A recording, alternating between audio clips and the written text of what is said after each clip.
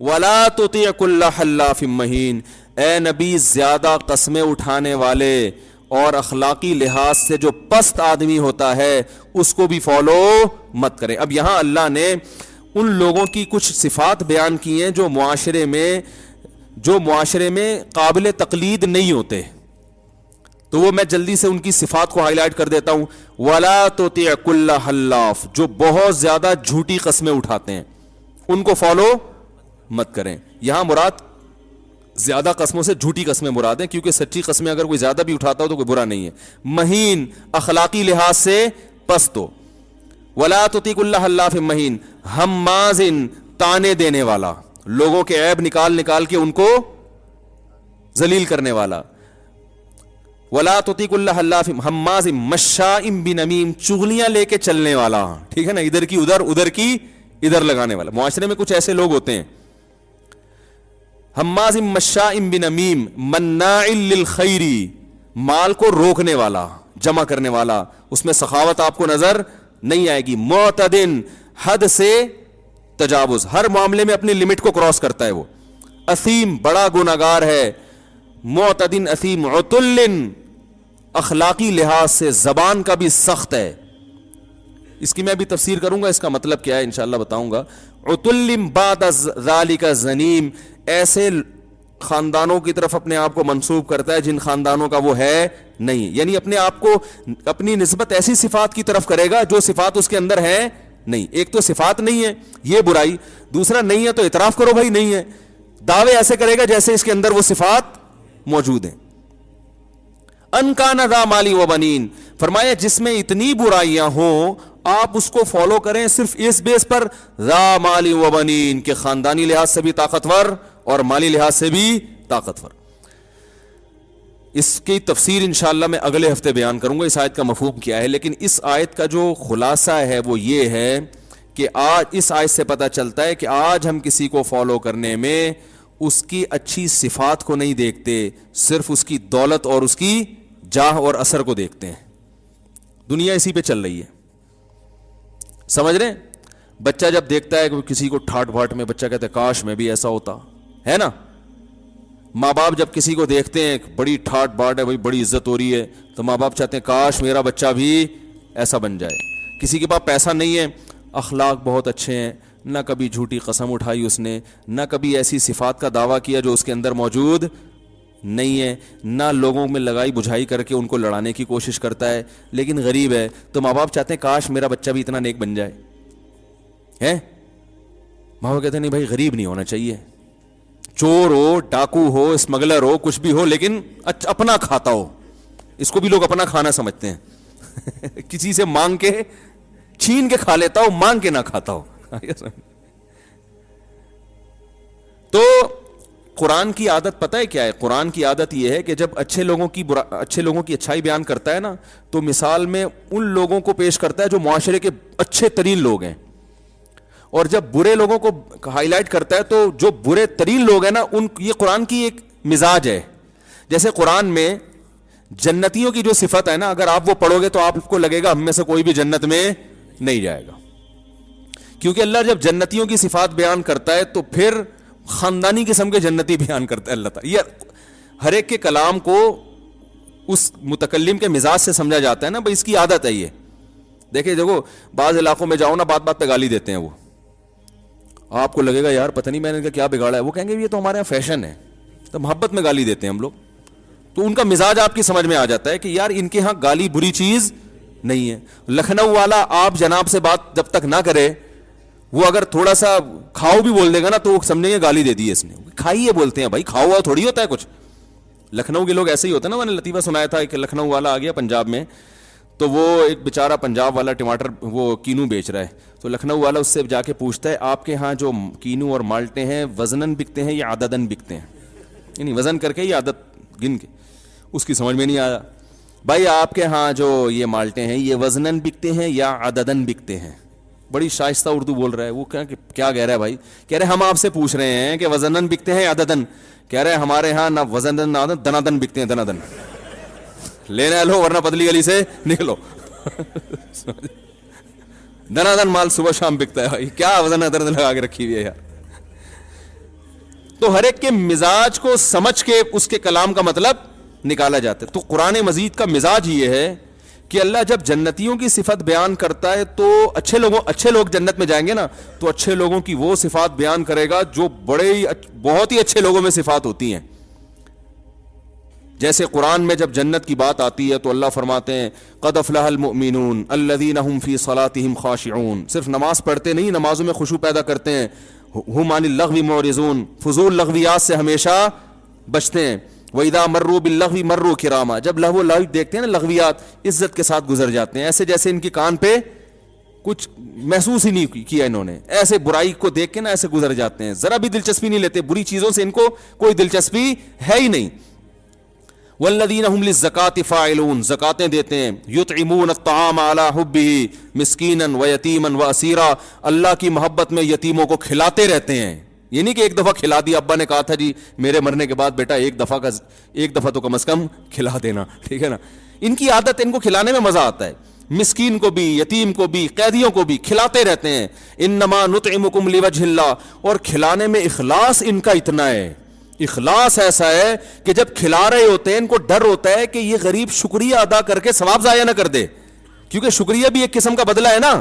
تو کہتے ہیں کہ انما نطعمکم لوجہ اللہ, دیکھو ہم تمہارے فائدے کے لیے نہیں کھلا رہے, ہم تو اللہ کو خوش کرنے کے لیے کھلا رہے ہیں. لا نرید منکم جزاء ولا شکورا, ہمیں اس کا بدلہ نہیں چاہیے, شکریہ بھی نہیں چاہیے, تھینک یو نہیں بولنا, صحیح ہے نا. احسان نہیں کر رہے, اللہ کا دیا ہوا تم پہ کھلا رہے ہیں. پھر غریب پوچھتا ہے بھائی اتنا ہم پر احسان کیوں کر رہے ہو؟ بھائی وہ اس لیے کر رہے ہیں کہ آج تم ٹینشن میں ہو, ہم تمہاری ٹینشن دور کر رہے ہیں, کل میدان حشر میں ہم ٹینشن میں ہو سکتے ہیں, تو ہم اللہ کو تمہارا حوالہ دے سکتے ہیں. انا نخاف من ربنا یوما عبوسا قمطریرا, ایک دن ایسا آنے والا ہے جس پہ پیشانیوں پہ سلوٹیں پڑ جائیں گی, ایسا سورج سوا نیزے پر ہوگا, گرمی کا عالم ہوگا. تو ہم اللہ سے کہیں گے اللہ مخلوق کی بھوک ہم نے دنیا میں ختم کی, آج تو ہماری ٹینشن دور کر دے. تو ہمیں امید ہے کہ اللہ کو تمہارا وسیلہ پیش کر کے, تمہارا واسطہ دے کر کے یہ عذاب ہم سے ٹل سکے گا. یعنی اللہ کہے گا نا تم نے میری مخلوق کے لیے کیا تھا جو میں آج تمہارے لیے کروں. تو یہ کون لوگ ہیں؟ یہ بالکل اعلیٰ درجے کے جنتی, صحیح ہے نا.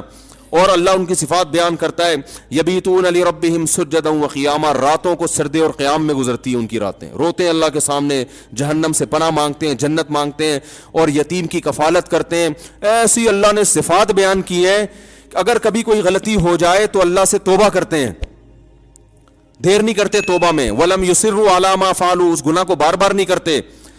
وہم یعلمون, کیونکہ انہیں اس گناہ کے انجام کا علم ہوتا ہے کہ اس پہ سخت سزا ملنے والی ہے.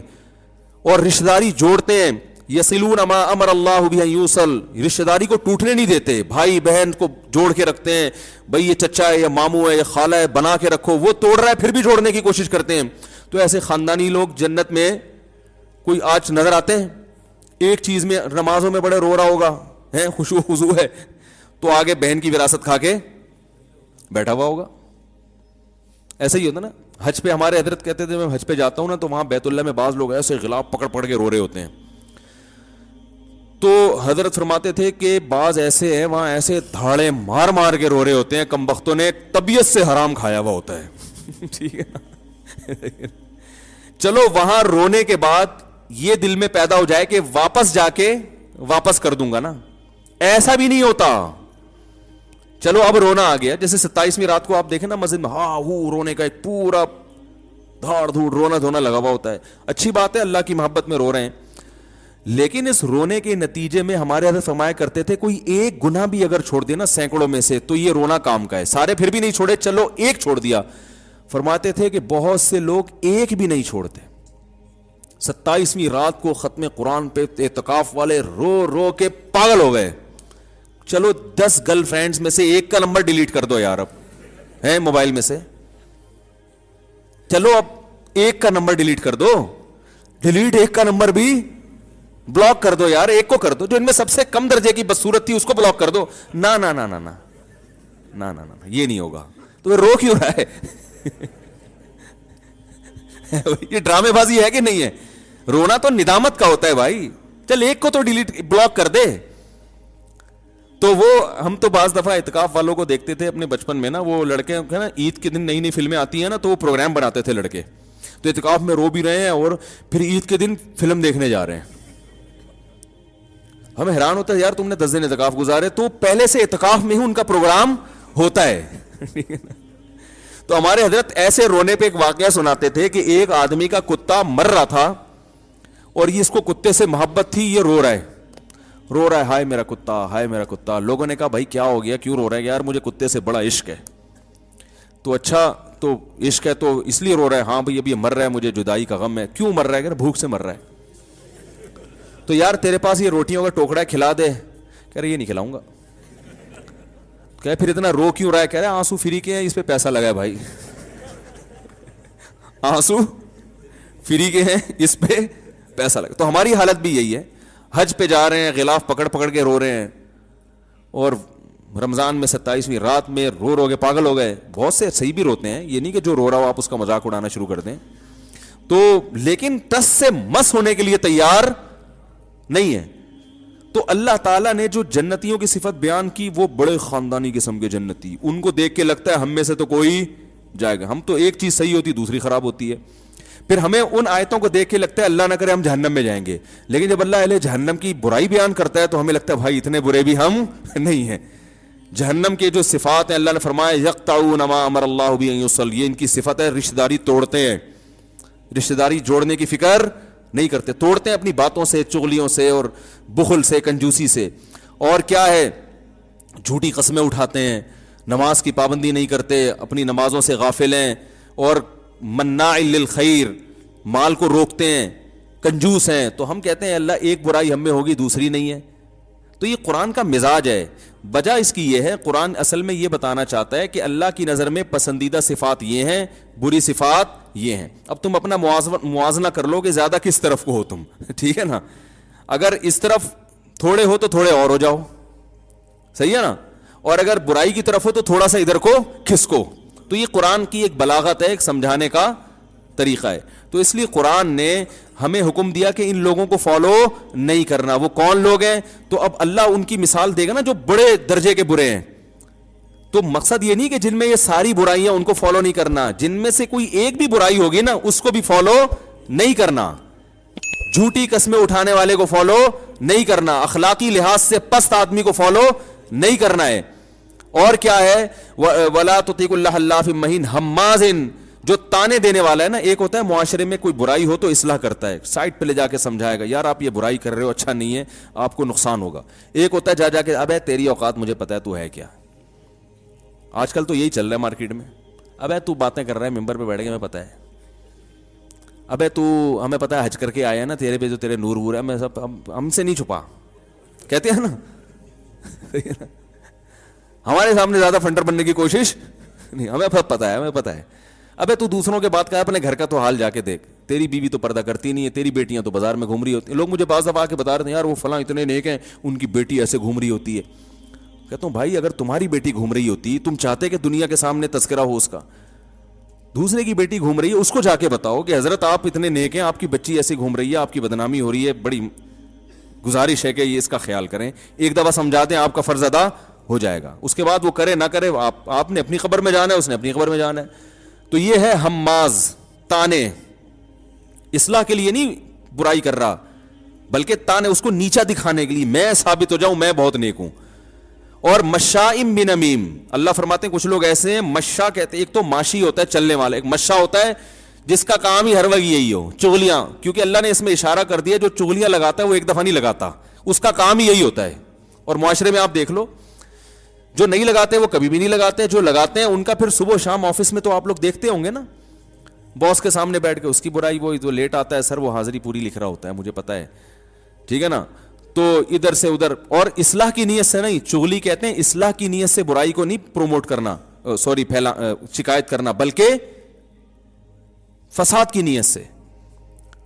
اصلاح کی نیت سے ہوتا تو پہلے انسان اس کو خود سمجھائے, پہلے تو یہ دیکھے کہ میرے سمجھانے سے اس کا کوئی فائدہ بھی ہوگا کہ نہیں ہوگا, یا میں اس کا مکلف بھی ہوں, یہ کوئی میرا ملازم ہے جو میں اس کو سمجھاؤں. ہر چیز ہر ایک کو آپ جا کے ڈی ایس پی سے مل رہے ہو اس کو سمجھانے کے لیے کہ سر رشوت نہ لیا کریں, وہ کہے گا تو میرا باپ ہے بھائی, تو کون ہے مجھے آگے سمجھا رہا ہے. تو پہلے تو یہ دیکھو کہ آپ اس کے مکلف بھی ہیں, آپ کی ذمہ داری بھی ہے کہ آپ جا کے سمجھائیں, کیونکہ ہر چیز ہر ایک کو سمجھانے کی نہیں ہوتی. آپ سمجھائیں گے تو بجائے فائدے کے الٹا نقصان ہو جائے گا. ڈی ایس پی کو سمجھانا ہے تو بھائی اس سے بڑے آفیسر سے رابطہ کریں, اور وہ بڑے آفیسر سے بھی جب کریں جب وہ آپ کا کچھ لگتا ہو. آپ کے ابا ڈی ایس پی ہیں تو ابا سے کہہ کے ایس ایچ او کو سمجھائیں آپ, ٹھیک ہے نا. اس طرح سے تو کام ہو سکتا ہے. تو 100 دفعہ سوچنا پڑتا ہے. تو نمیم کہتے ہیں کہ سوچے بغیر بس ادھر کی ادھر, ادھر کی ادھر. تو اللہ فرماتے ہیں جو اس قسم کے لوگ تمہیں مارکیٹ میں نظر آئیں گے ان کو فالو نہیں کرنا ہے. عتل بعد ذلک زنیم, فرمایا بد اخلاق, بات بات پہ غصہ. لوگ بعض ہوتے ہیں کہ یار میٹر گھوم جاتا ہے میرا, اس کو فخر سے کہا جاتا ہے نا. اخلاق والا آدمی, ٹھیک ہے غصہ کبھی کبھار انسان کو آتا ہے اور وہ آنا بھی چاہیے, کبھی آواز بھی اونچی ہو جاتی ہے, لیکن بعض لوگوں کو تمیز سے بات کرنا آتی ہے نہیں. ذرا سی انسلٹ ہو جائے کہ ذرا سی ایک دم پارا ہائی ہو, یہ ہیں غصے کے تیز. تو یہ معاشرے میں اچھا کردار ادا نہیں کرتے. تو اللہ نے فرمایا ایسے لوگوں کو آپ نے فالو نہیں کرنا ہے, ٹھیک ہے نا. میچور لوگ, سمجھدار لوگ, بات کو آرام سے سننے والے, جذباتی نہ ہو. نبی صلی اللہ علیہ وسلم نے فرمایا الانات من الرحمن والعجلۃ من الشیطان. انات کہتے ہیں وقار, سنجیدگی سے. کوئی بھی آپ فیصلہ کرنے سے پہلے جب بہت سوچتے ہیں نا تو اس کو ہم کہتے ہیں, عربی میں کہتے ہیں انات, تسلی. جذباتی نہیں ہے, ایک دم نہیں, ایک دم کسی نے آپ سو آ کے بتا دیا یار تمہاری بیگم ماں چھت پہ کھڑی ہوئی تھی, ایک دم بندوق نکال لی.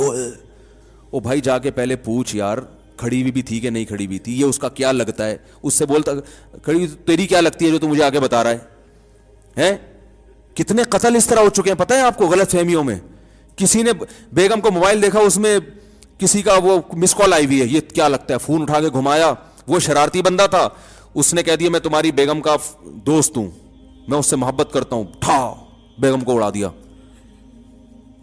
تحقیق تو کرو, ایسا تو نہیں کہ لڑکی لڑکا بن کے بات کر رہی ہے یا کوئی بندہ خام خواہ میں آپ کا گھر اجاڑ رہا ہے. تو یہ ہمارے معاشرے میں ایسی جذباتیت بہت ہے. فیس بک پہ آپ دیکھیں فلاں نے جو ہے نا, فلاں نے کوئی بھی خبر آئے گی نا کہ فلاں نے یہ جرم کیا ہے, تحقیق نہیں کرتے, گالیاں دبا کے دینا شروع کر دیتے ہیں اس کو. میں نے بتایا تھا نا, میجر جنرل آصف غفور صاحب نے بتایا کہ میرے بارے میں فیس بک میں خبر آئی کہ میری بچی جو ہے نا بکنی میں سوئمنگ کر رہی ہے, اور لوگوں نے پھر دبا کے گالیاں, یہ آرمی ہے, یہ دیکھو. کہا میری کوئی بیٹی ہے ہی نہیں, لیکن گالیاں دینے والے احتیاطاً گالیاں پہلے پارسل کر دیتے ہیں, تحقیق بعد میں کرتے رہیں گے. سمجھ رہے ہیں؟ فیس بک پہ بھی جذباتیت کا شکار ہیں, یوٹیوب پہ بھی جذباتی. بھائی دیکھ تو لو, تحقیق تو کر لو, ایسا ہوا بھی ہے کہ نہیں ہوا. اگر ہوا ہے تو پھر اصلاح کا طریقہ ڈھونڈو نا یار, اس کو برائی کو ہم ختم کیسے کریں. نبی صلی اللہ علیہ وسلم نے کیا فرمایا, حدیث کا مفہوم ہے دوسروں کے عیوب پہ اگر کوئی اچھالتا ہے نا اور اس پہ خوش ہوتا ہے تو اللہ نے, نبی نے فرمایا کہ ایسا مت کرو. اس بات کا پورا پورا خطرہ موجود ہے کہ اللہ اس کو اس عیب سے بچا لے اور تمہیں اسی برائی میں مبتلا کر دے. اس بات کا بہت بڑا خطرہ موجود ہے. دوسروں کی عزتیں اچھالو گے, اپنی عزت اچھلنا شروع ہو جائے گی. تو اس لیے اللہ نے فرمایا کہ قسمیں اٹھانے والا جھوٹی, اور اسی طرح عتل بد اخلاق, جس میں زبان کا خراب وہی ہوتا ہے نا جو جذباتی ہوتا ہے. اور بعد ذالک زنیم, ایسے خاندانوں کی طرف منسوب کر کے اپنی عزت کروا رہا ہے جس کا وہ ہے نہیں. ان کان ذا مال و بنین, بعض اس بیس پر کہ اس کی وجاہت بہت ہے اور اس کے پاس دولت زیادہ ہے. تو آج صرف دولت کو دیکھا جا رہا ہے, اخلاق و اخلاق بالکل ختم. تو اللہ کہتے ہیں اخلاق کو دیکھو, اس کی جو ہے نا اوصاف کو دیکھ کے اس کو فالو کرو. اللہ تعالیٰ عمل کی توفیق عطا فرمائے. پھر بعد میں انشاءاللہ اگلے ہفتے اس پر مزید تفصیل کروں گا, جلدی جلدی ہو جائے. اگر تسلی سے استنجا کر کے وضو کریں اور پھر محسوس ہو کہ پیشاب کا قطرہ نکل گیا ہے تو پھر استنجا کرنا ضروری ہے یا صرف وضو کر لے؟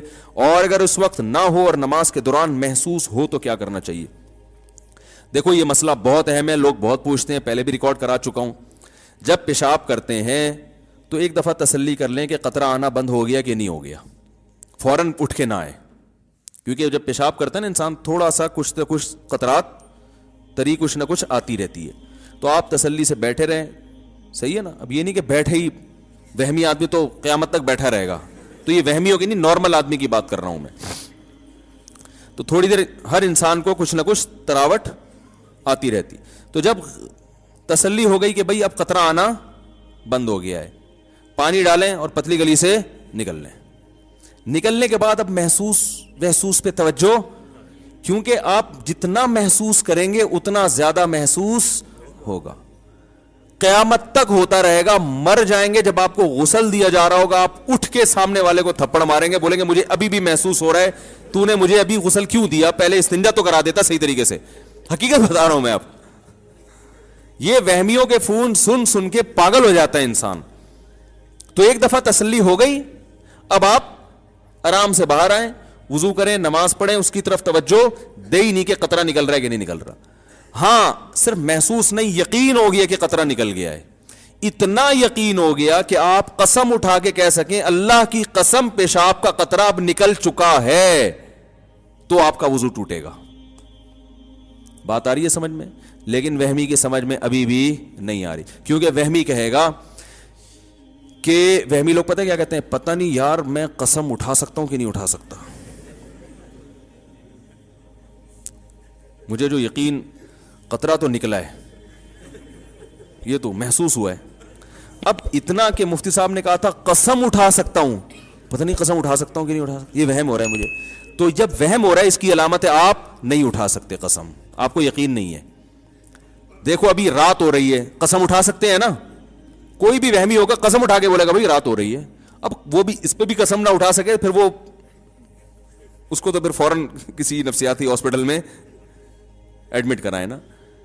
تو جو آپ کو وہم ہو رہا ہے پتہ نہیں قسم اٹھا سکتا ہوں, تو اس کی علامت ہے کہ آپ کو یقین نہیں ہے, تبھی تو آپ کنفیوز ہیں کہ اٹھا سکتا ہوں کہ نہیں اٹھا. جو 100% جس چیز کا یقین ہوتا ہے فوراً انسان قسم اٹھا لیتا ہے. تو اگر کنفیوز ہے کہ پتہ نہیں اٹھا سکتا ہوں کہ نہیں اٹھا سکتا, تو اس کا مطلب ہے آپ قسم نہیں اٹھا سکتے, حدیث کے مطابق آپ کا وضو باقی ہے. اب آپ جا جا کے بلا وجہ شلواریں چیک کر کر کے اپنا ٹائم ضائع کرتے رہو اور وسوسے میں آتے رہو, تو وہی بات ہے کہ یہ آپ کی اپنی ٹینشن ہے, یہ ٹینشن شریعت نے آپ کو نہیں دی ہے. شریعت کا حکم یہ ہے کہ ایک دفعہ جب یقین ہو گیا کہ قطرے آنا بند ہو گئے ہیں, تو اب جب تک 100% یقین نہیں ہوگا قطرے نکلنے کا, اس وقت تک آپ کا وضو برقرار رہے گا. اب وہمی ایک اور مسئلے کا شکار ہوتا ہے. وہمی کہتا ہے ٹھیک ہے مجھے یقین نہیں ہے کہ قطرہ نکلا ہے, لیکن پاسبل تو ہے کہ نکل گیا ہوں. سمجھ رہے ہیں, یہ وہمیوں کو ہوتا ہے. اگر بالفرض نکل گیا ہوا تو وضو تو ٹوٹ گیا, پھر نماز تو نہیں ہوئی. اس کا جواب یہ ہے کہ بھائی جب شریعت نے کہہ دیا کہ جب تک 100% یقین نہیں ہے تو وضو باقی ہے, تو اس کا مطلب ہے کہ بالفرض اگر نکل بھی گیا ہو تو بھی وضو باقی ہے.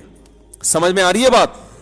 کیونکہ جب ایک دفعہ پیشاب کر لیا اور آپ کو اب یقین ہو گیا کہ اب قطرات نہیں آ رہے, آپ استنجا کر کے باہر آ گئے, اب شریعت یہ کہتی ہے کہ اب وضو قطرہ نکلنے سے یا نہ نکلنے سے نہیں ٹوٹے گا. اب جب تک نکلنے کا یقین نہیں ہوگا نہیں ٹوٹے گا, جب نکلنے کا یقین ہوگا تو ٹوٹے گا.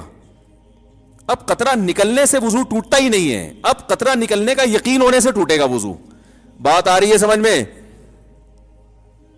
لیکن وہمیوں کی سمجھ میں پھر بھی نہیں آئے گا. وہ پتہ ہے ایک اور حملہ کرے گا شیطان. شیطان یہ کہے گا کہ دیکھو بھائی اصل میں جو حکم تھا نا وہ تو قطرہ نکلنے سے, پہلی دفعہ تو جب پیشاب کیا تو قطرہ نکلا تو وضو ٹوٹا نا.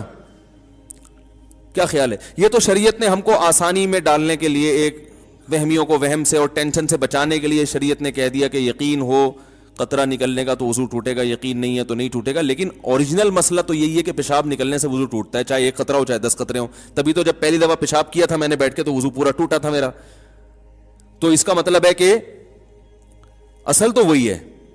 تو یاد رکھو وہ جو اصل ہے کہ پیشاب نکلنے سے وضو ٹوٹتا ہے وہ بھی شریعت کے بتانے سے ٹوٹتا ہے نا, یہ کسی انگریز نے ریسرچ کر کے بتایا تھا لیبارٹری میں. تو جو شریعت نے آپ کو یہ بتایا کہ پیشاب نکلنے سے وضو ٹوٹتا ہے, اسی شریعت نے یہ بتایا کہ یہ اس وقت ٹوٹتا ہے جب آپ کو نکلنے کا 100% یقین ہو. اگر یقین نہیں ہے تو 100 دفعہ نکلتا رہے نہیں ٹوٹتا. یہ کوئی میڈیکل سائنس کی رپورٹ تھوڑی ہے کہ پیشاب نکلنے سے وضو ٹوٹ جاتا ہے بھائی. اس کے بعد بھی اگر کسی وہمی کی سمجھ میں مسئلہ نہیں آیا تو پھر یہ پولیس کا کیس ہے سیدھا سیدھا, بشرطے کہ جو پولیس آپ کا علاج کرے گی وہ خود وہمی نہ ہو. یہ ضروری.